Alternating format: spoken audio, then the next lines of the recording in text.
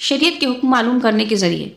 حضرت محمد صلی اللہ علیہ وسلم کی شریعت کے اصول اور احکام معلوم کرنے کے لیے ہمارے پاس دو ذریعے ہیں، ایک قرآن مجید اور دوسرا حدیث۔ قرآن مجید کے بارے میں تو آپ جانتے ہی ہیں کہ وہ اللہ کا کلام ہے اور اس کا ہر لفظ اللہ کی طرف سے ہے۔ رہی حدیث تو اس سے مراد وہ باتیں ہیں جو رسول اللہ صلی اللہ علیہ وسلم سے ہم تک پہنچی ہیں۔ رسول اللہ صلی اللہ علیہ وسلم کی ساری زندگی قرآن کی تشریح تھی۔ نبی ہونے کے بعد 23 سال کی مدت تک آپ صلی اللہ علیہ وسلم ہر وقت تعلیم اور ہدایت میں لگے رہے اور اپنی زبان اور اپنے عمل سے لوگوں کو بتاتے رہے کہ اللہ کی مرضی کے مطابق زندگی بسر کرنے کا طریقہ کیا ہے۔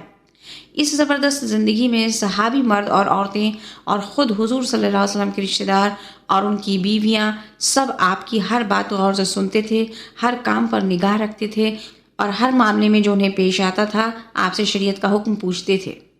کبھی آپ فرماتے تھے کہ یہ کام کرو اور یہ نہ کرو، جو لوگ موجود ہوتے وہ اس فرمان کو یاد کر لیتے تھے۔ اسی طرح کبھی آپ کوئی کام کسی خاص طریقے پر کیا کرتے تھے، دیکھنے والے اس کو بھی یاد رکھتے تھے اور نہ دیکھنے والوں سے بیان کر دیتے تھے کہ آپ نے فلاں فلاں کام اس طریقے پر کیا۔ اسی طرح کبھی کوئی شخص آپ کے سامنے کوئی کام کرتا، یا تو آپ اس پر خاموش رہتے یا پسند فرماتے یا منع کر دیتے۔ ان سب باتوں کو بھی لوگ محفوظ رکھتے تھے۔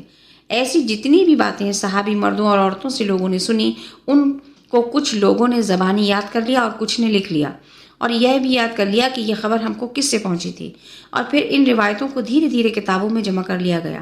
اسی طرح بھاری تعداد میں حدیثیں اکٹھی ہو گئیں، جن میں خاص طور پر امام مالک رحمۃ اللہ علیہ، امام بخاری رحمۃ اللہ علیہ، امام مسلم رحمۃ اللہ علیہ، امام ترمذی رحمۃ اللہ علیہ، امام داؤد رحمۃ اللہ علیہ، امام نسائی رحمۃ اللہ علیہ اور امام ابن ماجہ رحمۃ اللہ علیہ کی بہت سی کتابیں مستند سمجھی جاتی ہیں۔